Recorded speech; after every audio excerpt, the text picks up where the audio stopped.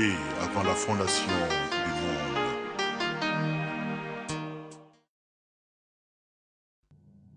Bonsoir, soyez les bienvenus à l'émission Jésus-Christ, Lumière des Nations. Que la faveur et la grâce de Dieu soient données à chacun de nous. Nous allons parler de comment nous pouvons guérir de nos maladies. Lorsque nous lisons dans le livre de Job, au chapitre 33, Job 33, à partir du verset 19, nous lisons ceci. Par la douleur aussi, l'homme est repris sur sa couche, quand une lutte continue vient agiter ses os. Alors, il prend en dégoût le pain, même les aliments les plus exquis. Sa chair se consume et disparaît. Ses os qu'on ne voyait pas sont mis à nu. Son âme s'approche de la fosse et sa vie des messagers de la mort.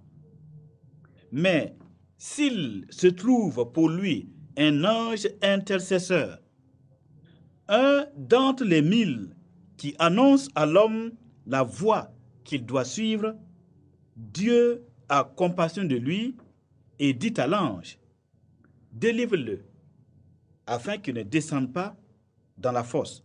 J'ai trouvé une rançon. » Et sa chair a plus de fraîcheur qu'au premier âge. Il revient au jour de sa jeunesse. Il adresse à Dieu sa prière et Dieu lui est propice.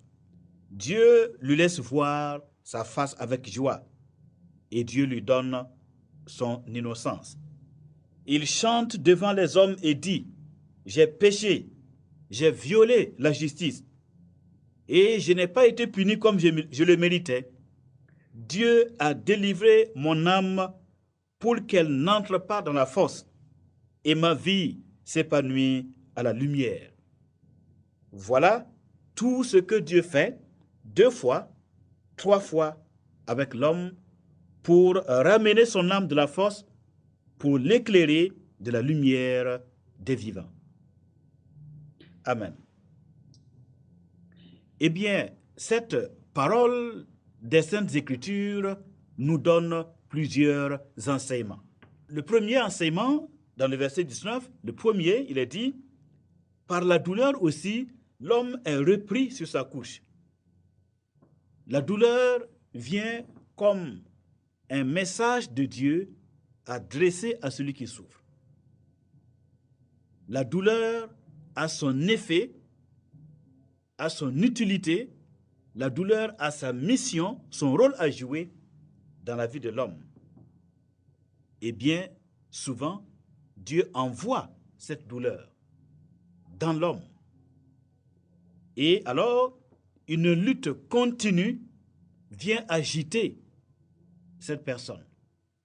Eh bien, la lutte contre la douleur s'engage. La lutte contre la maladie s'engage. Et l'on est agité jusque dans nos entrailles. Le verset 20, conséquence de la douleur, alors l'homme prend en dégoût le pain et la nourriture, même les aliments les plus bons, même les meilleurs aliments qu'il aimait manger lorsqu'il se portait bien. Verset 21, sa chair se consume et disparaît. Il maigrit, puisqu'il n'arrive plus à s'alimenter correctement. Et ses os, qu'on ne voyait pas, sont mis à nu. Verset 22, son âme s'approche de la fosse, c'est-à-dire du tombeau. Il sent la mort venir. Et sa vie s'approche des messagers de la mort. Sa vie s'approche de l'ange de la mort. Verset 23, à partir du verset 23, il y a un tournant. L'on peut connaître la douleur, la souffrance, et l'on peut arriver à ne plus avoir envie de manger, ni de boire, et notre corps maigrit, il prend un coup, et nos os commencent à apparaître. Et l'on commence à sentir la fin venir. On commence à sentir l'odeur de la mort, comme si le départ était proche. Et le verset 23, à partir de là, eh bien, les choses vont changer. Dieu va intervenir. Il est dit, mais, donc, ce processus dont je viens de décrire, peut aller jusqu'au bord de la mort, mais, il y a un mais, s'il se trouve pour lui, pour ce malade, un ange intercesseur. Un ange, c'est un envoyé de Dieu, tout simplement. Un envoyé de Dieu, intercesseur, qui intercède, qui prie, qui annonce à l'homme et qui enseigne à l'homme la voie qu'il doit suivre. Celui qui est malade et qui est au bord de la mort. Alors, un messager divin, un enseignant divin, quelqu'un qui vient de la part de Dieu, vient vers cet homme et annonce à cet homme, enseigne cet homme à comprendre la voie qu'il doit suivre pour son rétablissement, pour le retour de son corps, de son âme et de son esprit à la vie et à la pleine santé. Lorsqu'il y a un ange intercesseur qui lui a envoyé et qui lui annonce la voie qu'il doit suivre, et si l'homme comprend la voie qu'il doit suivre, alors à partir de ce moment seulement, verset 24, Dieu a compassion de lui. Et Dieu dit à l'ange, délivre-le afin qu'il ne descende pas dans la fosse. Délivre-le parce que j'ai trouvé une rançon. Eh bien voilà, Dieu intervient parce qu'il a compassion de la personne. Dieu a compassion de la personne parce que Dieu a trouvé une rançon. Et à cause de la rançon que Dieu a trouvée, Dieu ordonne à l'ange de la vie de délivrer celui qui descendait dans la fosse, dans le tombeau. Alors, qu'est-ce que l'ange intercesseur est venu montrer à cet homme? Qu'est-ce qu'il est venu annoncer à celui-là qui mourait? Eh bien, il est venu lui enseigner la nécessité qu'il est devant Dieu, devant la justice de Dieu, s'il veut revenir à la vie, s'il veut être guéri de sa douleur, de sa maladie, eh bien, il lui faut trouver une rançon. Il faut qu'une rançon soit donnée et présentée à Dieu. Qu'est-ce qu'une rançon? Eh bien, Jésus-Christ est venu comme une rançon. Qu'est-ce que cela veut dire? Cela veut dire qu'il est venu comme celui qui va payer le prix que nécessite notre guérison devant Dieu.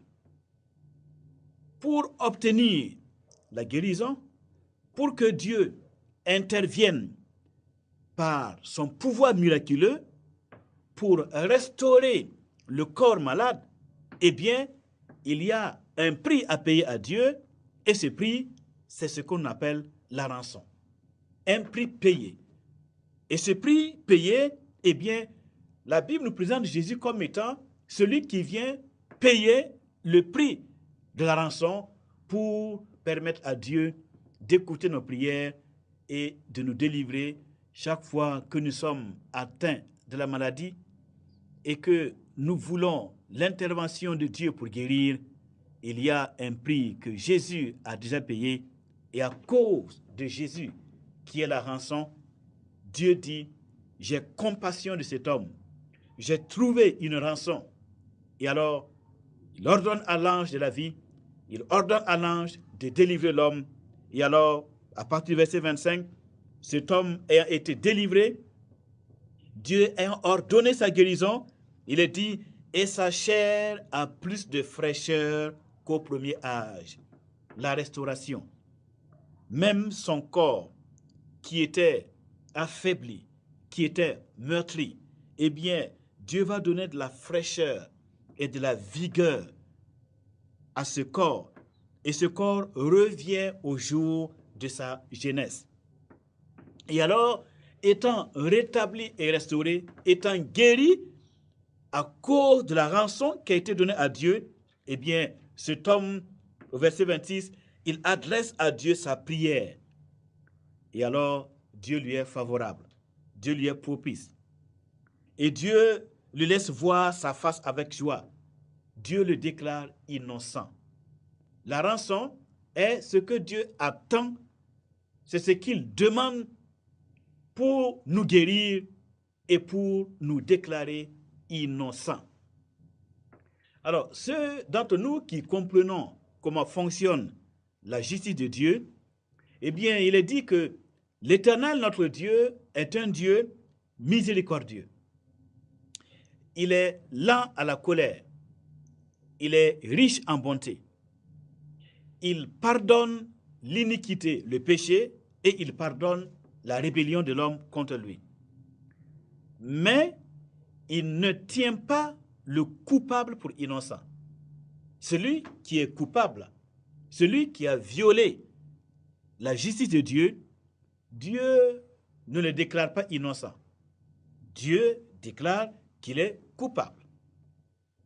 Maintenant, à quel moment l'homme peut-il donc avoir l'innocence? À quel moment l'homme peut-il recevoir de la part de Dieu l'innocence afin d'échapper à la condamnation, au jugement et à la condamnation? Eh bien, lorsqu'il y a une rançon, c'est-à-dire lorsqu'il y a une tierce personne qui accepte volontairement de subir la sanction que mérite la faute à la place de celui qui a péché, à la place de celui qui a violé la justice de Dieu. S'il y a quelqu'un qui accepte de souffrir la sanction de Dieu, eh bien, cette personne est une rançon, et parce que la rançon va supporter le châtiment que mérite le péché, eh bien, Dieu va octroyer, il va donner à celui pour qui la rançon est là, Dieu va lui donner ce qu'on appelle l'innocence. Cette personne, à cause de la rançon, va être déclarée innocente, et parce qu'elle est innocente, eh bien, Dieu le restaure, Dieu le guérit et Dieu le délivre. En parlant ainsi, eh bien, nous ne faisons que répéter simplement ce que les Saintes Écritures ont enseigné au sujet de la personne de Jésus-Christ. La personne de Jésus et son ministère. Nous pouvons lire dans Matthieu, lisons dans Matthieu au chapitre 8. Matthieu au chapitre 8, à partir du verset 14. Nous allons voir comment Jésus, en tant que la rançon, pour la guérison de nos corps, de nos âmes et de nos esprits, on va voir comment cette rançon fonctionne. Donc, Matthieu, chapitre 8, le verset 14, nous allons lire jusqu'au verset 17. Jésus se rendit ensuite à la maison de Pierre, dont il vit la belle-mère, couchée et ayant la fièvre. Jésus toucha sa main et la fièvre la quitta. Puis, elle se leva et le servit. Le soir, on amena auprès de Jésus plusieurs démoniaques. Il chassa les esprits par sa parole et il guérit tous les malades. Il guérit tous les malades. Verset 17, afin que s'accomplisse ce qui avait été annoncé par Ésaïe le prophète, il a pris nos infirmités et il s'est chargé de nos maladies. Il a pris nos infirmités et il s'est chargé de nos maladies. Eh bien, lorsque vous mettez cette déclaration du prophète Ésaïe concernant la personne de Jésus avec ce que le livre de Job au chapitre 33 nous déclare, on voit bien que pour que Jésus puisse guérir les hommes et les femmes, ou encore pour que tous les malades qui allaient vers Jésus pour qu'ils reçoivent la guérison, eh bien, il a fallu que Jésus soit comme une sorte de rançon, c'est-à-dire la personne qui va prendre sur lui les infirmités, les maladies, les péchés de tous ceux qui souffrent, Et alors, parce que Jésus est devenu le dépotoir de toutes ces maladies, de toutes ces infirmités et de tous ces péchés, eh bien, Dieu s'est mis donc à guérir tous ceux qui venaient auprès de lui. La rançon. Jésus ici est venu se présenter devant Dieu comme étant la rançon pour tous ceux qui voulaient être guéris, pour tous les malades qui se promenaient dans les rues de Galilée. Eh bien, Jésus était la rançon. Jésus était celui par qui la guérison était donnée aux hommes. Et il guérissait tout homme à merveille. Jésus a pris en son temps, il a pris les infirmités des hommes et des femmes qui étaient ses contemporains, au point que partout les gens venaient, depuis la Syrie, oui, jusque tout le territoire d'Israël, jusqu'en Syrie, les gens venaient de Sidon, de partout pour entendre sa parole et pour être guéris de leur maladie. Ils étaient guéris de leur maladie parce que Jésus a porté, il s'est chargé de leur maladie et de leurs infirmités. Oui, la rançon. Il nous faut quelqu'un qui soit une rançon. Or, Jésus-Christ est venu pour être cette rançon. Et Jésus étant la rançon, il nous donne la possibilité d'être guéris si nous le voulons. Eh bien, mesdames, messieurs, certainement que la médecine moderne a fait beaucoup de prouesses. La médecine moderne a fait beaucoup de prouesses. Elle fait beaucoup de bien et cela est indéniable. Mais elle ne résout pas tous les problèmes de santé. Il y a des hommes et des femmes qui ont été condamnés par la médecine, mais qui ont trouvé en Jésus la rançon pour la guérison des maladies incurables. Des hommes et des femmes qui ont été guéris dans des situations qui étaient totalement désespérées. Eh bien, lorsque la science ne peut plus, Dieu ne dira pas « moi non plus, je ne peux pas ». Il y a bien des hommes et des femmes qui aujourd'hui, s'ils ne devaient que s'appuyer sur la science, eh bien, et la médecine moderne, eh bien, il y a longtemps qu'ils auraient disparu de la surface de la terre. Et heureusement que nous avons un secours, nous avons une rançon devant Dieu, Jésus, le Fils de Dieu.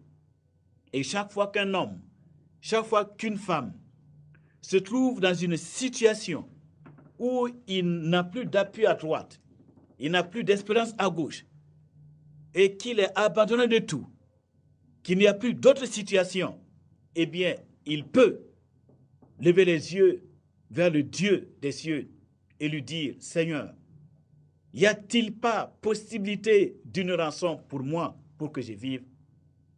Faut-il, ô Dieu, que le cours de ma vie s'arrête maintenant? Y a-t-il pas de solution pour moi? Je crois qu'il y a une solution. C'est Jésus que tu as envoyé. Je lis dans ta parole qu'il a porté nos maladies. Il a porté nos péchés. Il a porté nos infirmités. Je crois que c'est vrai pour moi. Je le crois. Et je te demande, Seigneur, d'agir dans ma vie selon ta parole.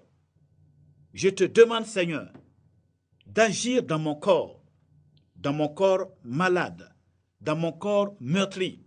Ô Dieu, à cause de Jésus, qui est la rançon pour la guérison de tous ceux qui croient, je te demande, ô Dieu, Dieu des cieux, sauve-moi maintenant même, guéris-moi de ma maladie. Si vous faites une telle demande à Dieu dans la foi, c'est-à-dire dans la confiance absolue, sans douter, c'est-à-dire au moment où vous parlez à Dieu, vous ne doutez pas. Pourquoi vous ne doutez pas? Eh bien, c'est parce que Dieu n'est point un homme pour mentir. Dieu n'est pas un fils de l'homme pour se repentir. Ce qu'il dit, il le fait absolument. Et l'écriture ne peut être anéantie. Et comme je vous ai donné le passage, cette partie des Saintes Écritures où cela est écrit, vous pouvez vérifier vous-même Vous pouvez lire cette partie vous-même et vous appuyer sur cela pour parler à Dieu. Exprimez votre foi aux paroles des Saintes Écritures et vous verrez que le Dieu qui a inspiré sa parole est là, il est présent et il entend vos prières si vous lui parlez sincèrement. Et la Bible dit, l'Éternel Dieu est auprès de tous ceux qui l'invoquent avec sincérité. Il est près de tous ceux qui l'appellent au secours avec foi et avec confiance, sans douter. Si vous ne doutez pas, mais que vous faites votre prière avec sincérité, de tout votre cœur, eh bien, ce n'est pas la maladie qui vous tuera. Dieu a le pouvoir, par Jésus-Christ, de vous guérir et il le fera afin que vous compreniez que notre Seigneur est tout-puissant et que Jésus-Christ donne la vie là où il n'y avait que le désespoir et la mort. Celui qui a ressuscité Jésus, son Fils d'entre les morts, il va redonner une nouvelle vie à votre corps. Il va restaurer votre corps. Il va enlever toutes les cellules cancéreuses. Il va détruire le germe et la vie de la maladie qui est en vous. Et il va vous restaurer parce que c'est lui qui est le créateur. C'est lui qui a créé le corps de l'homme. C'est lui qui a créé tous les organes. Et il en connaît parfaitement le fonctionnement. Il suffit d'un mot que le Seigneur ordonne que vous soyez guéris et vous le serez. Ici, dans l'exemple de la manière dont Jésus-Christ guérissait, il est écrit que Jésus, il a vu la belle-mère de Pierre couchée, malade. Et Jésus est arrivé, il a simplement touché sa main et la maladie l'a quittée. Et à l'instant même, elle s'est levée pour servir le Seigneur. Eh bien, mesdames, messieurs, si nous n'avons pas la foi, nous allons mourir dans nos maladies et dans nos péchés. Il n'y a rien à faire. Mais si nous avons la foi, nous vivrons, nous guérirons et nous vivrons. Et la parole de Dieu nous montre qu'après la guérison, eh bien, qu'est-ce que l'homme fait? L'homme reconnaît la bonté de Dieu, il reconnaît la miséricorde de Dieu et il chante les cantiques du Seigneur, il chante la louange de Dieu. Eh bien, Dieu veut nous sauver, Dieu veut me guérir, vous guérir. Pourquoi? Afin que nous puissions trouver dans cette guérison la raison de le chanter, l'occasion de le louer, l'occasion d'expérimenter le pouvoir de Dieu, la miséricorde du Seigneur, la bonté de ce Dieu qui a compassion de tous ceux qui souffrent. Celui qui a l'esprit abattu, celui qui est meurtri dans son cœur, celui qui est en proie aux angoisses de la mort, mais qui crie vers le Dieu vivant en invoquant le nom de Jésus comme la rançon pour sa vie, eh bien, il ne mourra pas dans la fosse. La Bible nous dit, dans Ésaïe 51, verset 14, « Bientôt, celui qui est courbé sous les fers de la maladie, celui qui est courbé sous les fers de la maladie, bientôt il sera délivré. Il ne mourra pas dans le tombeau, il ne mourra pas dans la fosse, et son pain ne lui manquera pas. Il reviendra à la vie. Dieu a le pouvoir de restaurer les organes. Il suffit d'un mot et la personne reviendra comme au jour de sa jeunesse. Mesdames, Messieurs, pourquoi mourrions-nous dans nos incrédulités?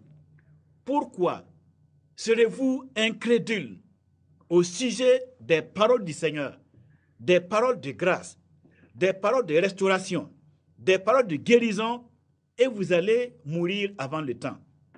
Mourir, non pas parce qu'il n'y a pas possibilité de vous guérir, mais parce que vous refusez de croire. Vous doutez de ce Dieu, de sa puissance, de sa capacité à guérir, de son amour et de sa volonté à vous voir bien portant, reprendre vos activités afin d'être encore utile à vos parents, à vos amis, à vos enfants et à toute votre nation. Non, pourquoi mourir alors que la vie est possible? Simplement en reconnaissant que Dieu nous a tellement aimés, qu'il a envoyé pour chaque être humain, pour chacun de nous, une rançon qui nous permette de guérir de nos maladies, qui nous permette réellement de retrouver une vie nouvelle, qui nous permet d'être restaurés et de revenir à notre meilleur niveau. Et donc, à partir de là, apprendre à donner la gloire au Dieu vivant, à chanter des cantiques et désormais à vivre pour glorifier Dieu tout au long de notre existence. Eh bien, au début, nous avons dit que Dieu envoie souvent la douleur comme un message dans le cœur de l'homme, comme un message adressé au cœur de l'homme. Mais la douleur est dans le corps, et cette douleur dans le corps est un message pour le cœur de l'homme.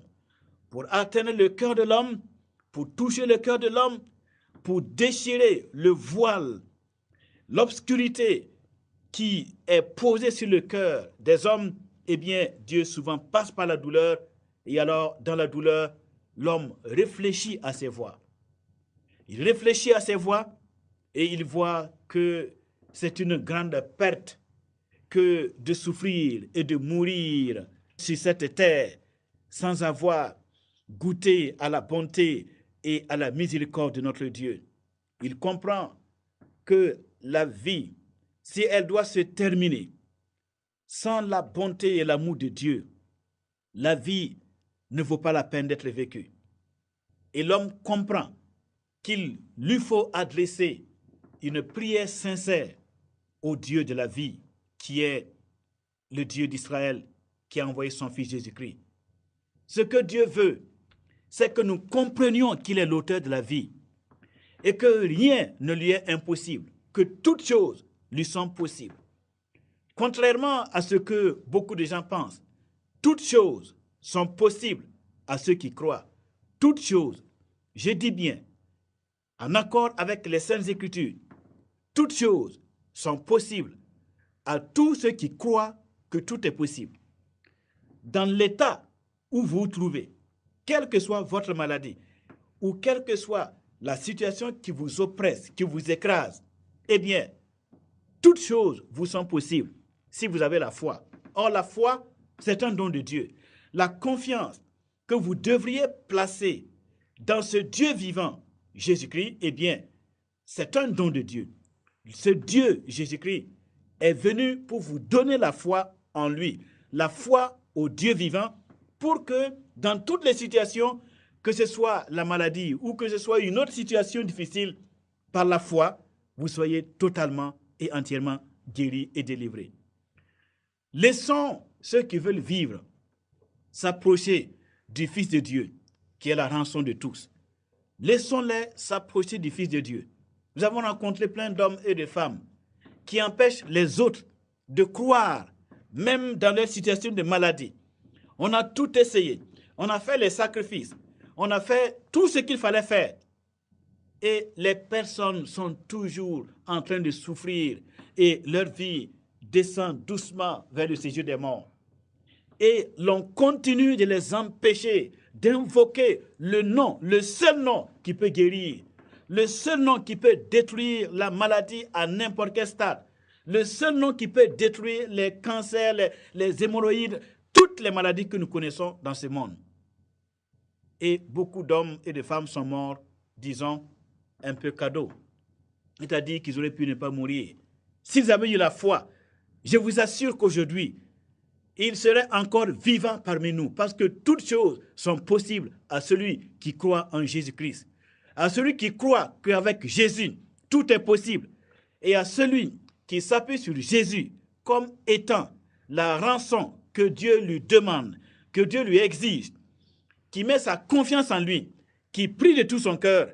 L'Éternel Dieu agira dans sa vie, Dieu le sauvera afin qu'il connaisse, afin qu'il comprenne que tous ceux qui mettent en Christ leur espérance ne seront jamais déçus. Mesdames, Messieurs, ce que nous venons de vous dire est la vérité. Certains croiront et guériront de leur maladie et ils vivront. D'autres ne croiront pas et ils mourront cadeau. Que Dieu vous bénisse, que Dieu soit avec chacun de nous et que Dieu nous donne la foi en la rançon qui est Jésus-Christ, notre Seigneur. Amen.